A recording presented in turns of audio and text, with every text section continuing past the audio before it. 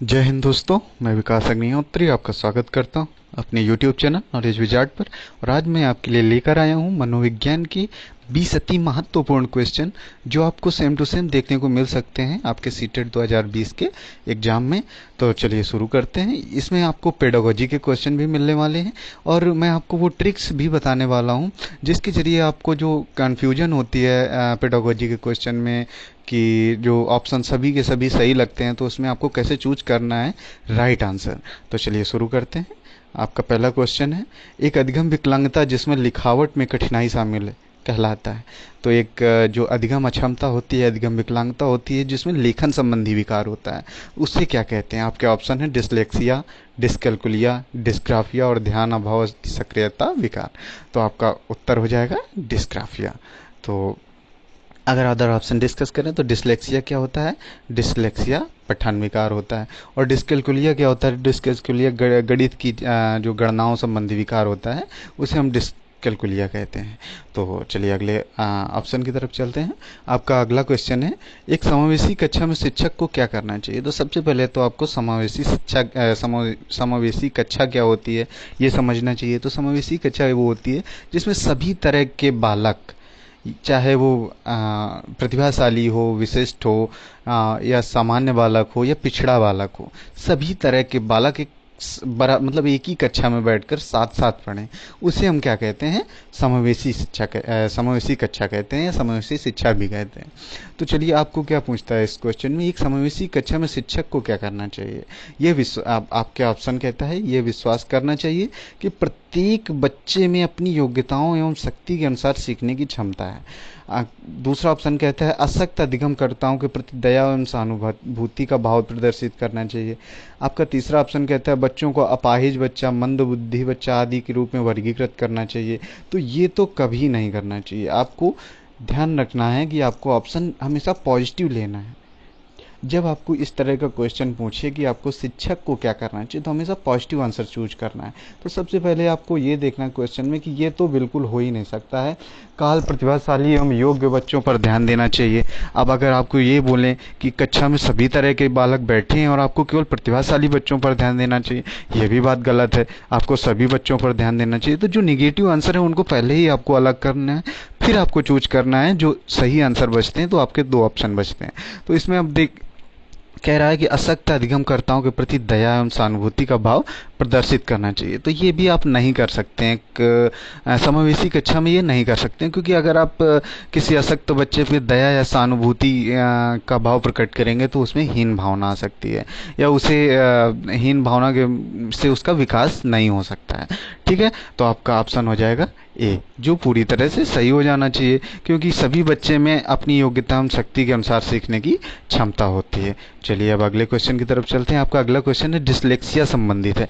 अभी मैंने आपको बताया कि डिसलेक्सिया एक पठन संबंधी विकार होता है और कई बार रिपीटेड क्वेश्चन है, कई बार एग्जाम में पूछा गया है। और अगर अदर ऑप्शन डिस्कस करें तो अभी हमने आपको गणितीय कौशल संबंधी समस्याओं को हम डिस्कैल्कुलिया कहते हैं, और अगर लेखन संबंधी समस्याओं को क्या कहते हैं? डिस्ग्राफिया कहते हैं। और अगर वाक्य क्षमता संबंधी विकार को तो इसे हम अफेजिया कहते हैं। तो चलिए अगले क्वेश्चन की तरफ चलते हैं। आपका अगला क्वेश्चन कहता है समावेशी शिक्षा का उद्देश्य है। तो अभी मैंने आपको समावेशी शिक्षा के बारे में बताया कि सभी बच्चों को समान अवसर देना। ठीक है, अब आपके ऑप्शन इसमें कहते हैं विद्यार्थियों को आत्मनिर्भर बनाना। तो बिल्कुल सही बात है। इसके बाद विद्यार्थियों में खुशी की भावना पैदा करना, इतना इम्पोर्टेंट नहीं होता है कि खुशी की भावना ही उनके अंदर पैदा की जाए। और आपका अगला ऑप्शन कहता है सभी विद्यार्थियों को शिक्षा में समान अवसर देना। तो बिल्कुल सही बात है, सी और ए। तो आपका ऑप्शन हो जाएगा डी। चलिए अगले क्वेश्चन की तरफ चलते हैं। अगला क्वेश्चन कहता है समावेशी शिक्षा के सिद्धांत पर आधारित है। तो मैंने अभी डिस्कस किया कि समावेशी शिक्षा होती क्या है। तो सभी को समान अवसर देना, चाहे वो पिछड़ा बालक हो या विशिष्ट बालक हो, मंद बुद्धि बालक हो, किसी तरह से अधिगम अशक्त बालक हो, तो सभी को समान अवसर देना। तो आपके आंसर ए में लिखा है समान समता एवं समान अवसर। चलिए अगला क्वेश्चन देखते हैं। आपका अगला क्वेश्चन है निश्चित रूप से अशक्त बुद्धि वाले व्यक्ति का आईक्यू क्या होता है? तो उसका आईक्यू क्या होता है? 70 से नीचे होता है। अशक्त बुद्धि बालक का आईक्यू 70 से नीचे होता है। चलिए अब नेक्स्ट क्वेश्चन की तरफ चलते हैं। आपका अगला क्वेश्चन कहता है कि विशेष आवश्यकता वाले बच्चों जो सामान्य बच्चों से अलग हैं उन्हें होना चाहिए। तो क्या कहता है? एक विशेष स्कूल में पढ़ाना जाना चाहिए जो अब वो क्वेश्चन कह रहा है आपका, विशेष आवश्यकता वाला एक बच्चा है तो उसे सामान्य बच्चों से अलग है वो, तो उसे क्या करना चाहिए? एक विशेष स्कूल में पढ़ाया जाना चाहिए? तो आपकी समावेशी शिक्षा कहती है कि जी नहीं, आप किसी को विशेष स्कूल में नहीं पढ़ा सकते, सबको एक ही स्कूल में सामान्य बच्चों के साथ पढ़ा सकते हैं। तो आपका पहला ऑप्शन गलत हो जाएगा। अब आपका ऑप्शन बी कहता है विशेष विधियों द्वारा पढ़ाए जाने जो विशेष रूप से बनाए जाते हैं, तो आपका ये ऑप्शन सही हो सकता है, लेकिन आपको नेक्स्ट ऑप्शन भी देखना है कि इससे भी बेटर ऑप्शन आपके पास है तो नहीं है। तो आपका सी ऑप्शन कह रहा है एक विशेष स्कूल में विशेष शिक्षकों द्वारा पढ़ाया जाना चाहिए। जी नहीं, हमने अभी आपको बताया कि जो बच्चे होते हैं उन सभी को सामान्य बच्चों के साथ ही सामान्य शिक्षक द्वारा पढ़ाया जाना चाहिए, प्रतिभाशाली छात्रों के साथ पढ़ाया जाना चाहिए। तो ये भी इतना इंपॉर्टेंट पॉइंट नहीं बन रहा है, तो आपका ऑप्शन हो जाएगा बी सही हो जाएगा। चलिए अब नेक्स्ट क्वेश्चन की तरफ चलते हैं। अब नेक्स्ट क्वेश्चन कहता है समावेश शब्द का मतलब विशेष शैक्षिक आवश्यकता वाले बच्चों को नियमित कक्षा कक्ष में शिक्षित करना।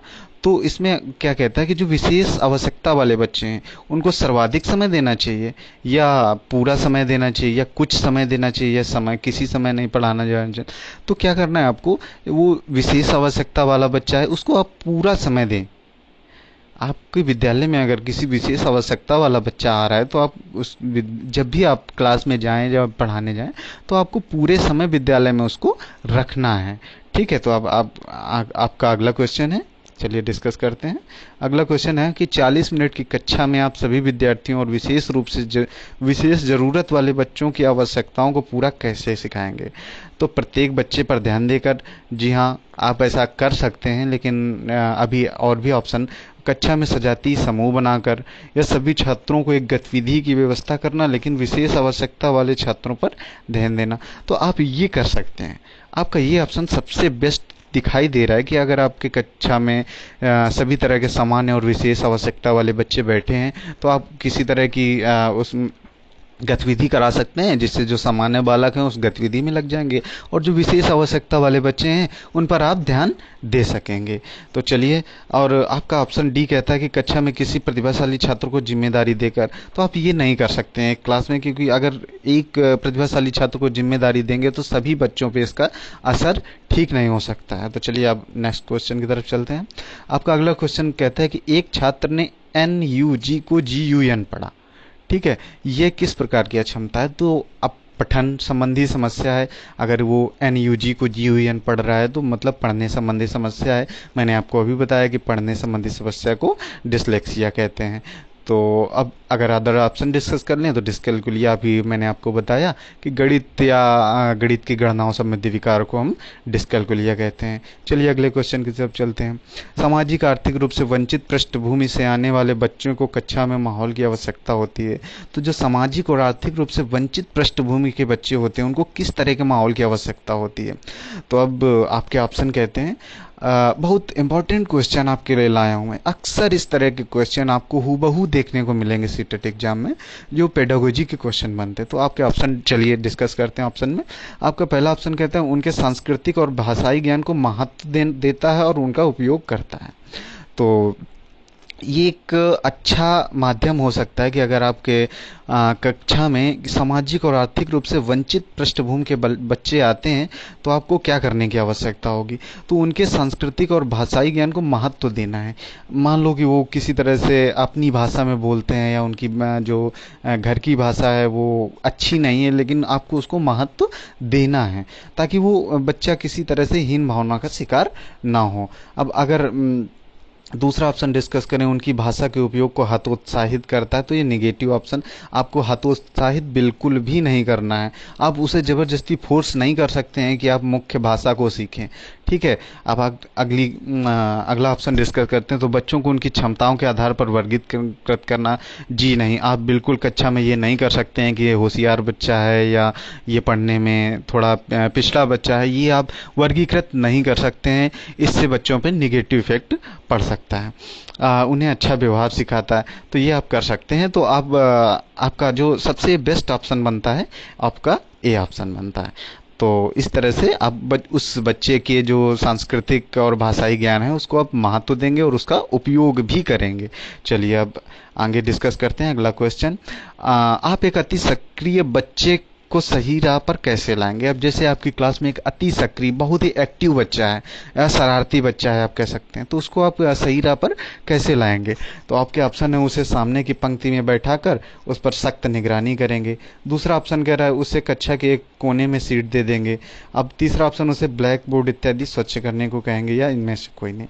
तो आप क्या कर सकते हैं इसमें, तो आपका उत्तर जो आप करेंगे क्या इसमें, आपका ए हो जाएगा। उसे सामने की पंक्ति में बैठाकर उस पर सख्त निगरानी करेंगे। अब अगर आप पूछे क्यों, तो आप इसलिए ऐसा करेंगे क्योंकि वो एक अति सक्रिय बच्चा है। उसे आप क्लास के किसी कोने में बिठा देंगे फिर भी वो अति सक्रिय, वो किसी ना किसी को परेशान करेगा या कुछ शरारत करेगा, तो वो क्लास डिस्टर्ब कर सकता है। लेकिन अगर आप उसे आगे या सामने पंक्ति में बैठा कर रखेंगे तो वो आपकी नज़रों के सामने रहेगा, तो उसे आप निगरानी में रखेंगे। चलिए आप अगला क्वेश्चन की तरफ चलते हैं।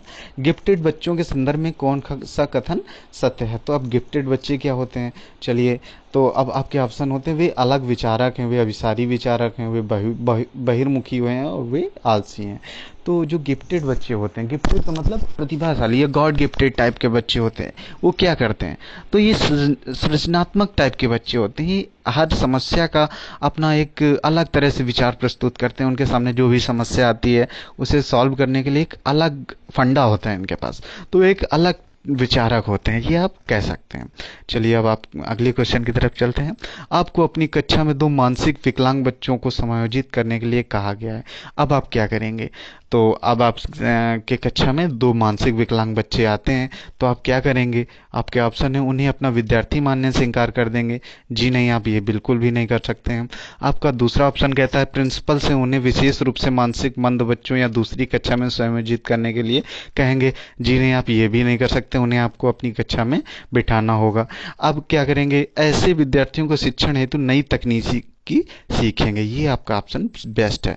आप क्या करेंगे, अगर आपके क्लास में 2 मानसिक विकलांग बच्चे आते हैं तो आप खुद सीखेंगे कि इस तरह के बच्चों को पढ़ाया कैसे जाता है, ठीक है। तो अब चलिए अगले नेक्स्ट क्वेश्चन की तरफ चलते हैं। निम्नलिखित में कौन सा शब्द अंकगणित से संबंधित अधिगम अक्षमता को परिभाषित करता है। तो अभी हमने बताया कि गणित संबंधी या गणनाओं से संबंधित जो अधिगम अक्षमता होती है उसे हम क्या कहते हैं, डिसलेक्सिया, माफ करना, डिसकैलकुलिया कहते हैं। और डिसलेक्सिया पठन संबंधी विकार और डिस्ग्राफिया क्या होता है, लेखन संबंधी विकार। चलिए आप अगले क्वेश्चन की तरफ चलते हैं। समावेशन का अर्थ होता है। अब समावेशन हमने आपको कई बार अभी बता चुके हैं पिछले भी क्वेश्चन में कि समावेशन क्या होता है, सभी तरह के बच्चों को एक सामान्य कक्षा में बिठाकर सबको साथ साथ पढ़ाना ही समावेशन होता है। अब आपके ऑप्शन में देखो क्या कहते हैं कि जरूरतमंद बच्चों की शिक्षा का प्रबंध सामान्य बच्चों के साथ होना चाहिए, तो बिल्कुल यही बात हम बार बार आपको समझा रहे हैं। आपका ऑप्शन क्या हो जाएगा, जो जरूरतमंद या जो विशेष आवश्यकता वाले बच्चे होते हैं सभी को सामान्य बच्चों के साथ आपको पढ़ाना है।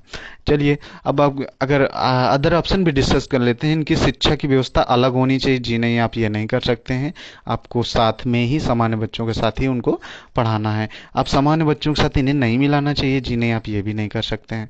चलिए अब नेक्स्ट क्वेश्चन की तरफ चलते हैं। आपका अगला क्वेश्चन, निम्नलिखित में से कौन सा प्रतिभाशाली होने का संकेत माना जाता है। तो जो प्रतिभाशाली या गॉड गिफ्टेड टाइप के चाइल्ड होते हैं तो उनमें किस तरह के गुण होते हैं, क्वालिटी होती है। तो चलिए अब देखते हैं।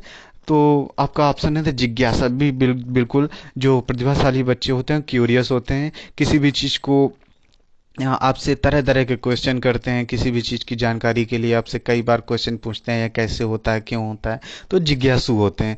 अब रचनात्मक विचार, जी हाँ बिल्कुल, ये जो प्रतिभाशाली बच्चे होते हैं इनके अंदर एक रचनात्मक विचार आते हैं, तरह तरह के नए नए विचार आते हैं। अब अगर ऑप्शन सी डिस्कस करें, दूसरों से लड़ना, जी नहीं ये प्रतिभाशाली बच्चों की निशानी नहीं है। तो आपके ऑप्शन क्या है, ए और बी दोनों सही हो जाएंगे। अब अगले क्वेश्चन की तरफ चलते हैं। आपका अगला क्वेश्चन कहता है एक सृजनात्मक बच्चा किस प्रकार का चिंतन प्रदर्शित करता है। तो जो सृजनात्मक बच्चा होता है वो किस प्रकार का चिंतन करता है। आपके ऑप्शन है अभिसारी, अपसारी, विश्लेषणात्मक और आलोचनात्मक। तो जो सृजनात्मक बच्चा होता है वो आपका अपसारी चिंतक होता है।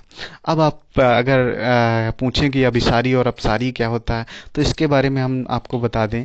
जिस तरह से अगर मैं आपसे एक क्वेश्चन पूछूं कि आप लखनऊ के बारे में क्या जानते हैं, तो आप लखनऊ के बारे में जितनी सारी चीज़ें जानते होंगे आप सब चीज़ें हमें बता देंगे कि लखनऊ उत्तर प्रदेश में स्थित है, उत्तर प्रदेश की राजधानी है, और यहाँ पे जो जो जैसे इमामबाड़ा है, बड़ा इमामबाड़ा बाड़ा, छोटा इमाम बाड़ा, कई तरह की जो इन्फॉर्मेशन होती है आप हमें बता देंगे। तो ये क्या होता है, ये खुला प्रश्न है, इसमें आप कई तरह से हमें सोचकर भी बता सकते हैं। लेकिन अगर अभिसारी की बात करें तो अभिसारी में अगर हम आपसे पूछ लें कि उत्तर प्रदेश की राजधानी क्या है, तो आपके पास सिर्फ एक ऑप्शन है, लखनऊ। इससे ज़्यादा आप कुछ नहीं बता सकते हैं, क्योंकि तो अब ये अभिसारी अपसारी आप समझ गए होंगे। चलिए नेक्स्ट क्वेश्चन की तरफ चलते हैं।